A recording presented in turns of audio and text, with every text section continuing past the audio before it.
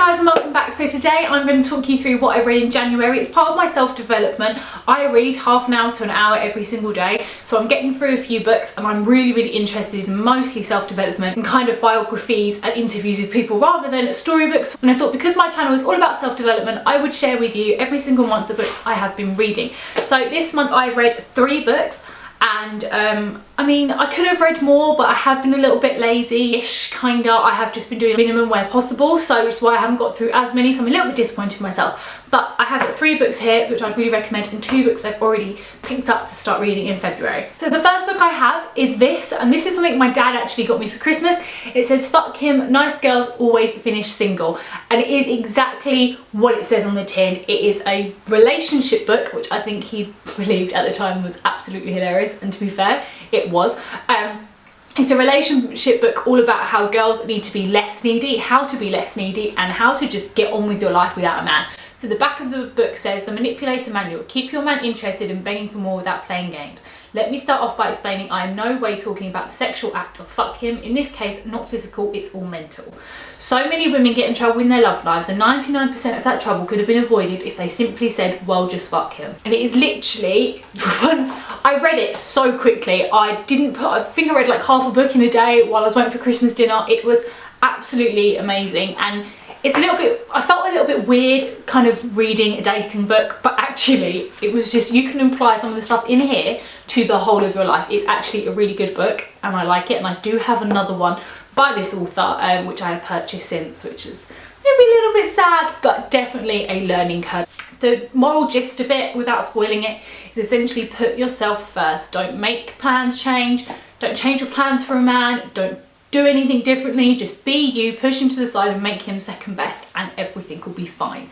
So that is this book, and I will leave the link down below. It is from Amazon, and actually I think the author is quite funny. The second book I read is a book I saw in WH Smith's ages ago. I never picked it up, and as soon as I went shopping in the new year, I picked it up with some money I got given for Christmas for books, and this is Carrie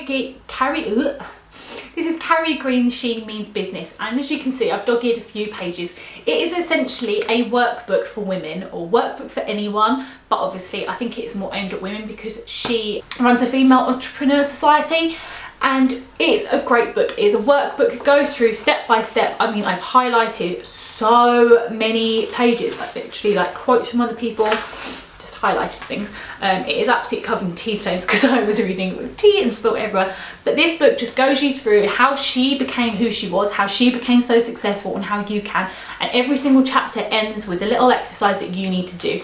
And the biggest message I took from this book is all you need to do is show up to your dreams. You need to be consistent and try, and eventually you will get there. One of the biggest messages I'm learning about business and everything like that is that if you just show up, if you just try, if people have done it before, then you are going to succeed. So just show up and just try. And this book is such a good message about this. And it's really simple to read. All the chapters are really short, which means you can literally just read a chapter every now and then, like quickly on your lunch break, quickly while you're making a cup of tea. I do think this on audiobook would be really good. So if you can find it on audiobook, do it.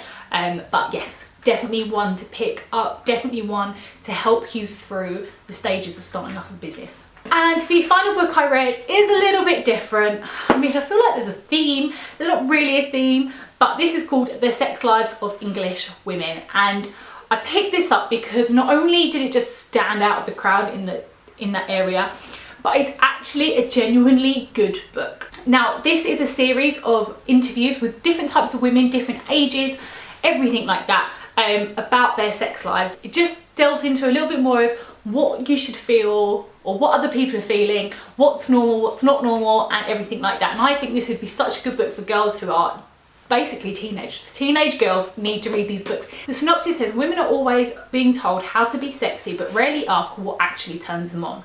Wendy Jones wanted to find out, so she interviewed 24 women from all walks of life, including a burlesque dancer, a girl guide leader, a shop assistant, a transsexual, a nun, a feminist into BDSM, and a covered Muslim, a mother of a student, and a sexual healer. There's a lot of stigma attached to sex, particularly with women. You have to dig deep to find out what you want. Do you have sex? Do you not? Do you be a man whore? You can't really win. The women talked about their lives, bodies, sexual fantasies and relationships, what they've learned and how they've been hurt, and what to enjoy and how long to enjoy it for. This book literally opens your mind entirely. This book is actually for everyone, and I reckon a lot of men even would find this actually a really good book to read, but it just makes you feel comfortable. You read it, you read everyone's stories, you feel happy for them at the end of it, and it makes you feel comfortable with how you feel about yourself, how you look, and how you are in bed. And that is simply it. It is a great book to just pick up if you're a little bit of comfort. So that's everything I read in January, and I have got 2 books here that I have picked up ready to read in February. A few more books I want to pick up from Caitlin Nicholson's book haul recently, which are a little bit more spiritual, but the 2 books I have got kind of relate to some of the ones I've already got, and they're all about business development.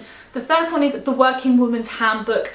This is something I saw the Anna Edit pick up. It does what it says on the tin. It is a workbook for working women. It's full of activities and strategy guides that you can just fill out, pull out. It's got insights from other people, it's got interviews in it, it's got strategies. It is just a really, really good book for working women. The back says, The Working Woman's Handbook is the ultimate guide to career satisfaction, filled with practical advice on developing and driving and working the life you love.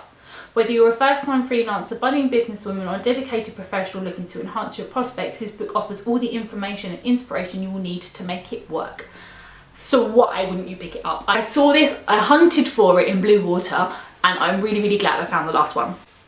And the second book I have got ready is called The Rules of Wealth. And I picked this up was just because I was quite interested with the 10 rules of wealth. Everyone wants to be successful, everyone wants to be rich. It's something that every single freelance business owner wants to know, so I thought I would pick it up.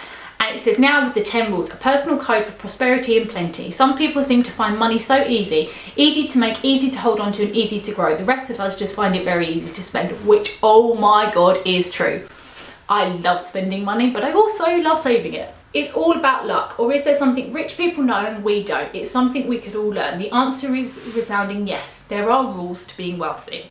The rules of wealth are a guiding principle that will help you generate more money, handle it more wisely, grow it effectively, and use it to live happier. In this new edition of the worldwide bestseller, Richard Templar has added 10 brand new rules to make your life even more rewarding. So next month I will be reviewing those 2 books and telling you a little bit more about them, and a couple of others. So be sure to watch out for that at the beginning of March, and I will see you next week for another video.